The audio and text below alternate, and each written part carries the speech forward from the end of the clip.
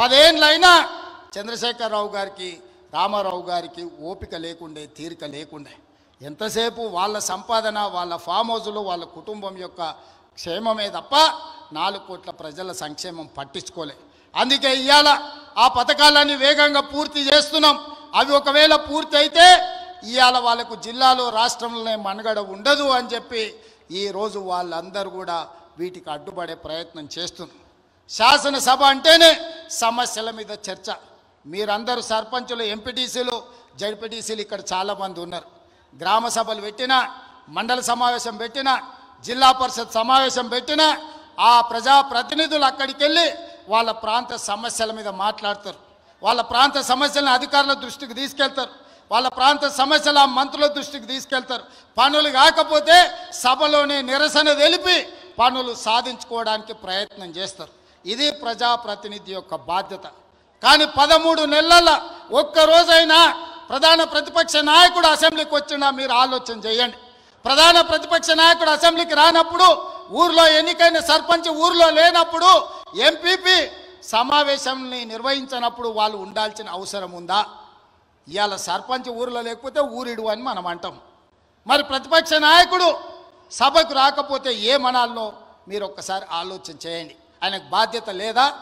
అధికారం ఉంటే అధికారం చెలాయిస్తాడు, అధికారం అడ్డం పెట్టుకొని కొల్లగొడతాడు.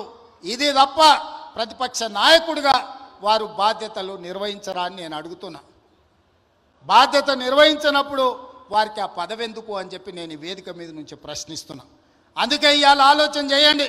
కొడంగల్ శాసనసభ నియోజకవర్గంలో పరిశ్రమలు తేవాలి, మన నిరుద్యోగ యువకులకు ఉద్యోగ ఉపాధి అవకాశాలు కల్పించాలి అని ఈ నియోజకవర్గంలో మనము రైతులను ఒప్పించి ఒక 1300 ఎకరాల భూసేకరణ చేయాలని చూసినాం.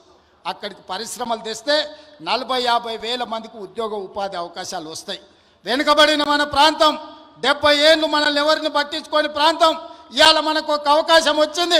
ఈ అవకాశంతో ఇక్కడ పరిశ్రమలు తెచ్చి ఇక్కడ పెట్టుబడులు పెట్టించి మన చదువుకున్న నిరుద్యోగ యువకులకు ఉద్యోగాలు ఉపాధి అవకాశాలు కల్పించి ఇక్కడున్న ఆడబిడ్డలను ఆదుకోవాలని ఒక పరిశ్రమ తెస్తే ఆ పరిశ్రమ భూసేకరణకు పోయిన అధికారుల మీద దాడులు చేయిస్తారు, రాళ్లతో కొట్టిస్తారు, వాళ్ళని చంపాలని చూస్తారు. ఇదేనా న్యాయం? మనం ఒకవేళ అట్లనే ఆ ప్రభుత్వంలో చేసి ఉంటే 10 ఏళ్ళు వాళ్ళు పరిపాలన చేతురా? కొడంగల్కి ఒక్క పైసదేలే, ఒక పరిశ్రమ రాలే. ఇవాళ మనకు అవకాశం వచ్చినప్పుడు మనం చేసుకుందామంటే ఇవాళ అధికారుల మీద దాడులు చేపిస్తారు. ఈ విధానం మంచిదా? మీరు ఒక్కసారి ఆలోచన చేయండి. వెనుకబడ్డ మనం ఎప్పటికీ వెనుకబడే ఉండాలనా? ఎప్పటికీ మన పిల్లలు ఇట్లనే ఉండాలనా? ఎప్పటికీ మన పిల్లలు కోస్గి బస్టాండ్లనో, లేకపోతే కొడంగల్ బస్టాండ్లనో, మద్దూరు బస్టాండ్లనో, దౌలతాబాద్ బస్టాండ్లనో, లేకపోతే గుండుమాల్ చౌరస్తల్లో ఇంకా లుంగీలు కట్టుకొని ఖాళీగానే తిరగాలనా? మన పిల్లలు చదువుకోవద్దా? మన పిల్లలు డాక్టర్లు, లాయర్లు, ఇంజనీర్లు కావద్దా? మన పిల్లలు పరిశ్రమలలో పని చేయొద్దా? వాళ్ళ పిల్లలు చదువుకొని ఐఏఎస్లు, ఐపీఎస్లు కావద్దా?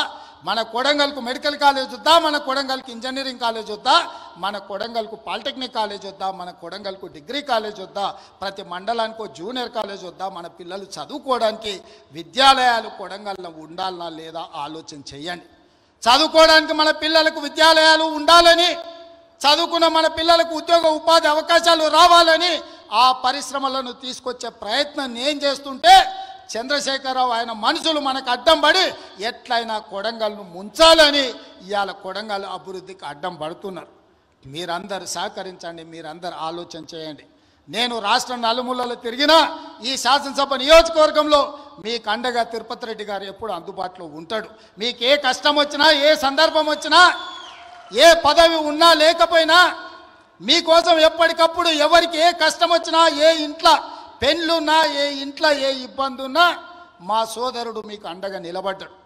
ఆయన రామారావు అంటున్నాడు ఏం పదవి ఉందని. నేను అడుగుతున్నా దిక్కుమాలినోని, మీ అన్నదమ్ములలో ఉన్నోళ్ళందరికీ పదవులు తీసుకున్నావు. ఆయన నీ సడ్డకుని కొడుకుకి రాజ్యసభ తీసుకున్నావు, నీ చెల్లెల్ని ఎంపీగా ఓడగొడితే ఎమ్మెల్సీ తీసుకున్నావు, నువ్వు మంత్రి తీసుకున్నావు, నీ మా బావ మంత్రి తీసుకున్నావు, నీ నాయన ముఖ్యమంత్రి తీసుకున్నావు, నీ ఇంటిని 10 పదవులు తీసుకున్నారు. కానీ మేము ఏ పదవి తీసుకోకుండా ప్రజలకు సేవ చేస్తే దాన్ని కూడా తప్పు అంటున్నారు.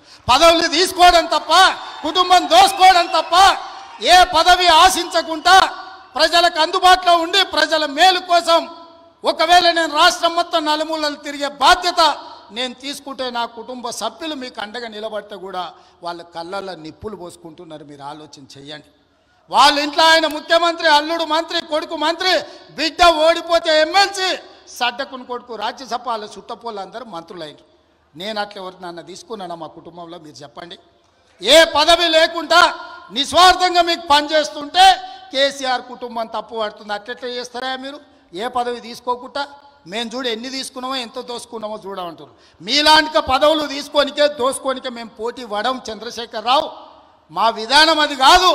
మమ్మల్ని నమ్మిన ప్రజలకు అండగా నిలబడి, వాళ్ళ కష్టం వస్తే కష్టాలలో వాళ్ళ తోడుగా నిలబడి, వాళ్ళ కోసం కొట్లాడి, వాళ్ళ కోసం రక్తం చిందించే నాయకత్వం మాది.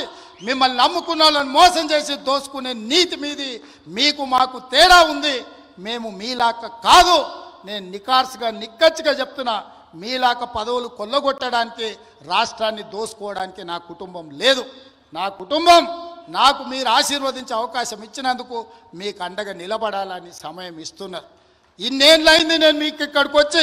ఈడున్న వాళ్ళందరూ నన్ను వ్యతిరేకించేటోళ్ళు రాజకీయంగా కూడా నియోజకవర్గంలో ఎవరి దగ్గరైనా ఒక్క రూపాయి ఎప్పుడైనా ముట్టుకున్నానా? మీరు చెప్పండి. చెప్పండి. మీరు వీలైనంత వరకు మేము సాయం చేసినాం. నేను బస్ డిపోకి భూమి ఇచ్చిన, నేను సబ్స్టేషన్లకు భూమి ఇచ్చిన, నేను పాఠశాలలకు భూములు ఇచ్చిన, నేను సొంతంగా కొని ఇవాళ కోస్గిల బస్ డిపోకు ల్యాండ్ ఇచ్చిన ఎన్ని కోట్ల రూపాయల విలువనో ఇవాళ మీరే చెప్పండి. ఇవాళ మన సబ్స్టేషన్లకు భూములు కొనిచ్చినాం. ఏ ఊర్లో గుడి కట్టినా, బడి కట్టినా, ఎవరు పిల్లలు చదువులకు ఫీజులు కావాలన్నా, ఎవరు ఏం కావాలన్నా మా ఇంట్లోకి వెళ్ళి పైసలు ఇచ్చి కొడంగల్ నియోజకవర్గాన్ని ఆదుకున్నాం. పోయిన 5 ఏళ్లలో ఒక ఆయన ఈడ ఉండే ఏం వసూలు చేసిండో మీకు తెలుసు కదా. ఎంతమందిని ముంచిండో మీకు తెలుసు కదా. నేను చెప్పాల్సిన అవసరం ఉందా? ఇవాళ వాళ్ళలాగా మనం దోసుకుంటలేమని వాళ్ళ కడుపులో మంటలేస్తుందట. అందుకే నిన్న మన మనోళ్ళందరూ కడుపు మంటకు మందు పంపించారు, కొంచెం దాగి పండుకోరని.